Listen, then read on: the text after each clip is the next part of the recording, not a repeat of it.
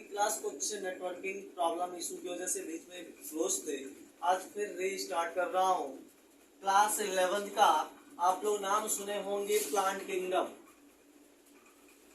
नाम सुने होंगे आप लोग प्लांट किंगडम की। बहुत ही अच्छा चैप्टर है, क्लास 11 का 3rd चैप्टर है। इसके अंदर हम सब बहुत ढेर सारे जंतु के बारे में पढ़ेंगे। आइए हम आपको एक एक करके डिस्कशन कर देता हूँ। एल्गी क्या होते हैं, एल्गी के अंदर क्या क्या पाए जाते हैं। उसके बाद हम इसमें आपसे बात करेंगे कि न्यूमेरिकल टैक्सोनॉमी कौन दिया था, फिर से हम फाइलोजेनेटिक क्लासिफिकेशन सिस्टम किसने दिया था, इसके बारे में हम आपको बताने का प्रयास करूंगा। फिर साइटोटैक्सोनॉमी क्या होता है, कीमोटैक्सोनॉमी क्या होता है, कौन इस पे दिया था कौन नहीं दिया था। एल्गी आप लोग नाम सुने होंगे कि न्यूमेरिकल टैक्सोनॉमी जो होता है वह एल्गी यानी एल्गी आपका both fresh water and marine से बना होता है। और आप लोग को पता होना चाहिए कि सबसे पहले हम एल्गी के बारे में बताने वाला हूँ। एल्गी नाम सुना होगा,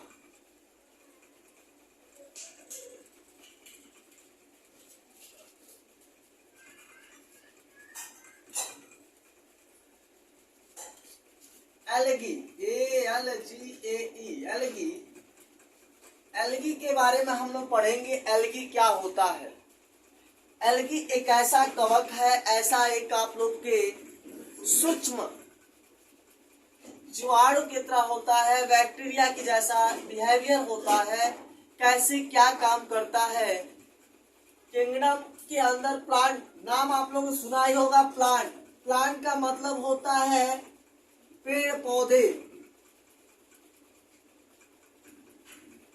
पेड़ पौधे यानी पेड़ पौधे के बारे में हम जिसका डिस्कशन करें उसे ही प्लांट किंगडम के नाम में। किंगडम एक ऐसे उत्पत्ति, ऐसे एक स्पीसीज मान लीजिए जिसके अंतर्गत हम किसी भी पेड़ पौधे के वनस्पतियों को, उनके जीवाणुओं को, उनके साइंटिफिक नेम को रखते हैं, वही आपका प्लांट किंगडम। अब आते हैं, बात आती है एल्गी। एल्गी क्या होता है। तो एल्गी एक ऐसा सूक्ष्म कण होता है, कह सकते हैं हम एल्गी को कि क्लोरोफिल बियरिंग होता है, सिंपल थैलाइड होता है, ऑटोट्रॉफिक होता है, लार्जली होता है, both fresh water and marine होता है, हाईली आपका वेरिएबल होता है और विद फंजाई जिसे हम लाइकेन बोलते हैं, और एनिमल्स में भी इसका प्रयोग होता है। कॉलोनियल फॉर्म अगर आपसे पूछ दिया जाए कॉलोनियल फॉर्म में, सबसे पहले तो आपसे पूछा जाएगा कि यूनिसेलुलर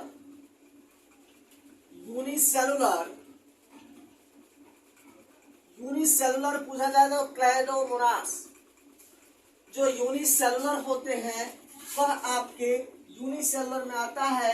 क्लेमाइडोमोनास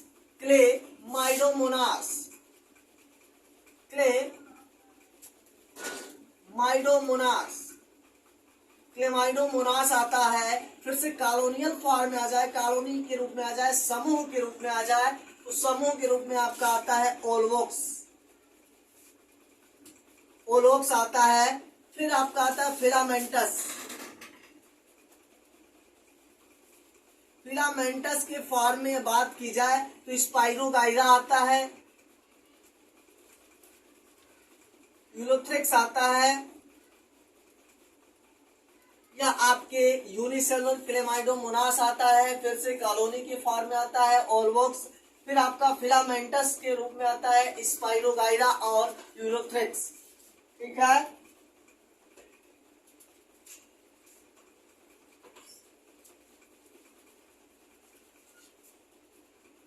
क्लेमाइडोमोनास होता है, कॉलोनियल ओलवोक्स और फिलामेंटस ये हो जाता है। अब बात आती है आप लोग को कि जरा बताइए कि जो फ्लैजेलेटेड फॉर्म होते हैं, आइसोगैमस होता है, तो हम आइसोगैमस में किसको किसको रखते हैं, जो स्पोर के रूप में किसको किसको नहीं रखते हैं। तो आइसोगैमस क्लेमाइडोमोनास जो होता है क्लेमाइडोमोनास आपका जू स्पोर आइसोगैमस में भी आ जाता है। किसमें आता है? आइसोगैमस में आता है। कौन कौन? क्लेमाइडोमोनास आता है आइसोगैमस में। फिर बात करते हैं हम एंजियोगैमस में आपका क्लेमाइडोमोनास भी आ जाता है, उसमें भी आता है। ओगैमस में ओल्गोस और फ्यूकस आता है। एक बात की जाए, यह आपका जो दिखाई दे रहा ओल्वोक्स, यहाँ पे लिख दे रहा हूं मैं, यह आपका आता है ओगैमस। एंजियोगैमस इसमें आता है। फ्यूकस नाम सुने होंगे, फ्यूकस भी आता है। तो ये सब आपके कॉलोनियल में आ जाएंगे। यूनिसेलुलर में क्या क्या आते हैं, फिलामेंटस में क्या क्या आते हैं, स्पाइरोगाइरा और इलेक्ट्रिक्स। फिर से आइसोगैमस में क्या क्या आएगा, क्लेमाइडोमोनास आता है। फिर से एंजियोगैमस में क्या क्या आएंगे, फ्यूकस आ जाते हैं। अब आता है आपका ओगैमस, सॉरी यह ओगैमस में है, या आपका ओगैमस में है। एंजियोगैमस में आपका क्लेमाइडोमोनास ही आता है। तो इतना सारा हो गया। अब बात आती है आगे कि जरा बताइए एल्जीन, यानी जो एल्गी होता है, एल्जीन किस में प्रयोग किया जाता है? और आपका कैरेजीन। क्वेश्चन पूछ दिया जाता है नीट में कि how much which of the following एरेजीन और कैरेजीन। तो आपको एरेजीन ब्राउन एल्गी और कैरेजीन आपका रेड एल्गी से रिलेटेड है। ब्राउन एल्गी बोले तो फियोफाइसी और रेड एल्गी बोले तो रोडोफाइसी होता है और क्लोरोफाइसी होता है। तीन आपके आते हैं कैटेगरी। आइए हम आपको तीनों का बताते हैं कैटेगरी के बारे में।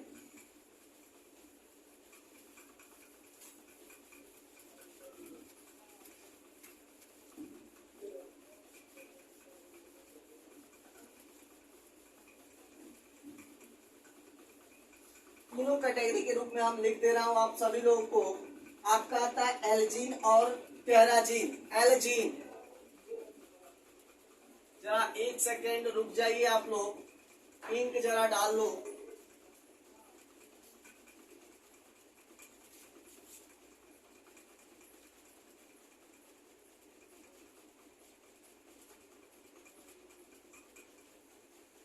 हम बता रहे थे आपको एल्जीन।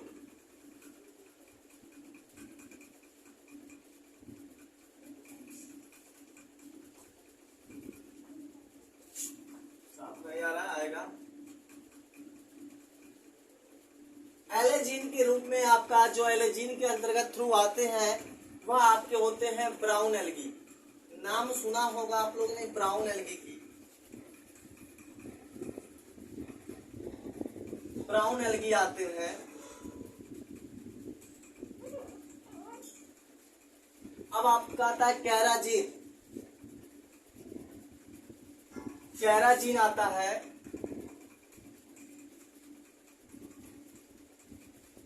कैराजीन के अंतर्गत आते हैं रेड एल्गी। रेड एल्गी बोले और आपका ब्राउन एल्गी बोले तो ब्राउन एल्गी का मतलब होता है फियोफाइसी। ब्राउन एल्गी का मतलब होता है फियोफाइसी।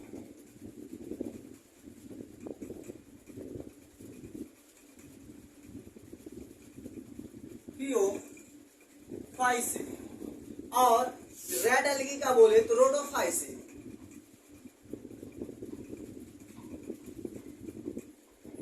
रोडोफाइसी होता है। फियोफाइसी ब्राउन एल्गी को बोलते हैं, रेड एल्गी को रोडोफाइसी बोलते हैं। यानी आपका एलेजीन है, एलेजीन के थ्रू जो अंतर्गत आते हैं वो ब्राउन एल्गी का हम स्ट्रक्चर करते हैं, ब्राउन एल्गी के बारे में पढ़ते हैं। कैराजीन के बारे में आता है उसे हम रेड एल्गी को हम बोलते हैं रोडोफाइसी।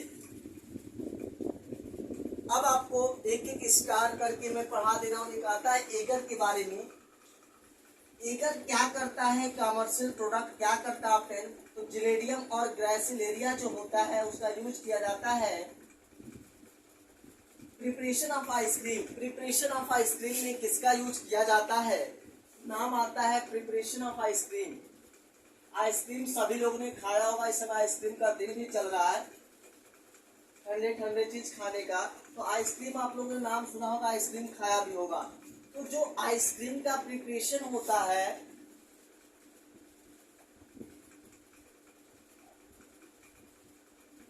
प्रिपरेशन होता है किसका, आइसक्रीम। आइसक्रीम का जो प्रिपरेशन होता है एगर, एक नाम आता है एगर, जिसके थ्रू जिलेडियम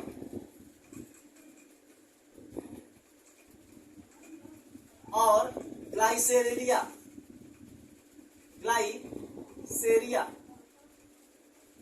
जिलेडियम और ग्लाइसेरिया नामक दो ऐसे एल्गी हैं जिनका यूज हम आइसक्रीम के प्रिपरेशन में करते हैं। आइसक्रीम के प्रिपरेशन में करते हैं जिलस, एक नाम आता है जिलस, इसके भी यूज किए जाते हैं, नोट करते हुए चलिए। अब आते हैं क्लोरोफाइसी, फिर से थियोफाइसी, फिर से रोडोफाइसी। हम इसके बारे में कुछ बता दूंगा, फिर आपको नेक्स्ट लेक्चर में मैं बताऊंगा, आपको इसके बारे में विस्तृत जानकारी लूंगा। तो हेलो प्यारे बच्चों, क्लोरोफाइसी के अंतर्गत आप लोग जानते होंगे कि क्लोरोफिल यानी जो प्रकाश संश्लेषण के थ्रू जो सूर्य के प्रकाश की उपस्थिति में जो पेड़ पौधे होते हैं ऑक्सीजन गैस को लेते हैं और CO2 को रिलीज करते हैं। रात के समय में CO2 जो गैस होता है वो CO2 गैस रिलीज करते हैं पेड़ पौधे, इसीलिए कहा गया है कि रात के टाइम पेड़ पौधे वृक्ष के नीचे नहीं सोना चाहिए, क्योंकि वह कार्बन डाइऑक्साइड, नाम सुने होंगे कार्बन डाइऑक्साइड, कई लोग पूछते होंगे कार्बन डाइऑक्साइड क्या होता है। मेरे प्यारे बच्चों, CO2 का नाम सुना होगा। कार्बन डाइऑक्साइड एक ऐसे विषैले कंपाउंड ऑर्गेनिक हैं जिसके यूज से हमें अनेक प्रकार की हानि पहुंच सकती है, क्योंकि ऑक्सीजन लेते हैं हम लोग 24 आवर, कितने 24 आवर, और 24 आवर ऑक्सीजन हमें कौन देता है, तो नीम का पेड़ हुआ, पीपल का पेड़ हुआ, ये दोनों हम लोग बोला जाता है, गांव में भी लोग बोलते हैं कि घर के आसपास नीम और पीपल का वृक्ष होता है, उससे हमें 24 आवर्स 24 घंटे ऑक्सीजन गैस मिलती है, जिससे हम श्वसन क्रिया आसानी से कर सकते हैं और जीवित रह सकते हैं। ये कुछ लिविंग पॉजेंस होते हैं। और क्लोरोफाइसी यानी क्लोरोप्लास्ट, हरित लवक, यानी इसमें आपका क्लोरोफिल ए और बी रहेगा, तो क्लोरोफिल ए और बी आपका क्लोरोफाइसी में यूज करते हैं।